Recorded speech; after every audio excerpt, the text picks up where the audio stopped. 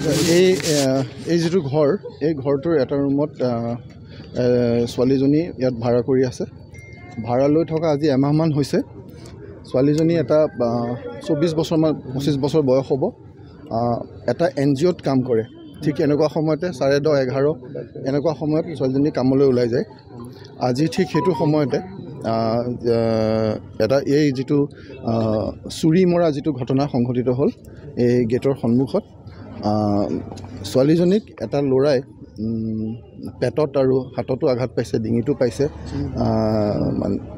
খুব বেয়াকৈ চুৰি মাৰিছে আৰু তাৰ পাছতে গোটেই ঘটনাটো হ'ল আৰু লগে লগে পুলিচে তদন্ত আৰম্ভ কৰিলে। ইয়াৰ পৰা খবৰ যেতিয়া পালে, খবৰ পোৱাৰ লগে লগে পুলিচে তদন্ত আৰম্ভ কৰিলে আৰু তদন্তত স্পেচিয়েল অপাৰেশ্যন গ্ৰুপক নিয়োজিত কৰা হ'ল আৰু সেই ল'ৰাটোক ট্ৰেক কৰি CCTV ফুটেজ সংগ্ৰহ কৰা হ'ল, ল'ৰাটোক ট্ৰেক কৰিবলৈ আৰম্ভ কৰা হ'ল আৰু ল'ৰাটোক ইতিমধ্যে স্পেচিয়েল অপাৰেশ্যন গ্ৰুপে কৰায়ত্ব কৰিছে আৰু সেই ল'ৰাটোৱেও নিজকে পেটত চুৰিৰে আঘাত কৰিছে।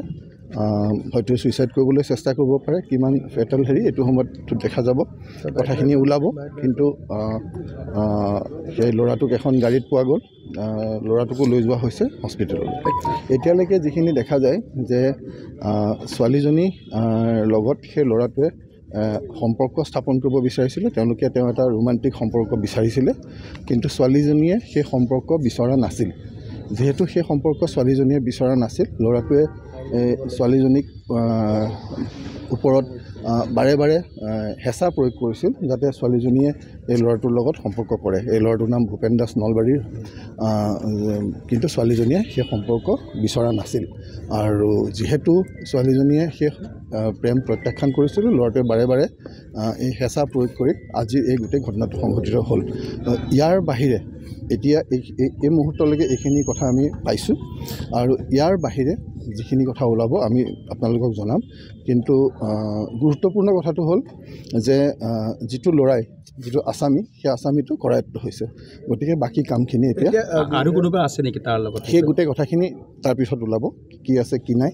কাৰণ ল'ৰাটো যিহেতু কৰায়ত্ব হ'ল, তো আচল কামটো হৈ গ'ল। তেখেতে নিজে উবেৰখন চলাই আহিছিল নেকি, কোনো বেলেগ? সেই গোটেই কথাখিনি এতিয়া ওলাব, কাৰণ ল'ৰাটোৰ মুখেৰে ফেন ওলাই আছে, এই কথা ক'ব পৰা হোৱা নাই। বাকী সেইখিনি যিখিনি চেক, ক্ৰছ চেক, যিখিনি ভেৰিফিকেশ্যন, ৰিভেৰিফিকেশ্যন কৰিব লাগে, সেই গোটেই ইনভেষ্টিগেশ্যনৰ প্ৰচেছটো চলি আছে।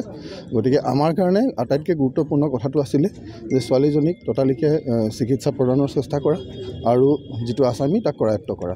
গতিকে ছোৱালীজনীকো লৈ যোৱা হ'ল লগে লগে মেডিকেললৈ। তাত যিখিনি চেষ্টা চলিব লাগে সেইখিনি চলিছে বা চলিছিল আৰু ল'ৰাটোক ততালিকে গ্ৰেপ্তাৰ কৰা হৈছে, আসামীক গ্ৰেপ্তাৰ কৰা হৈছে। গতিকে বাকী যিখিনি কাম, আনুষংগিক কাম গোটেইখিনি চলি আছে আৰু ইয়াৰ পিছৰ পৰ্যায়ত আমি আপোনালোকক সেইখিনি কথা কিবা আগতে গোচৰ দিছিলে নেকি?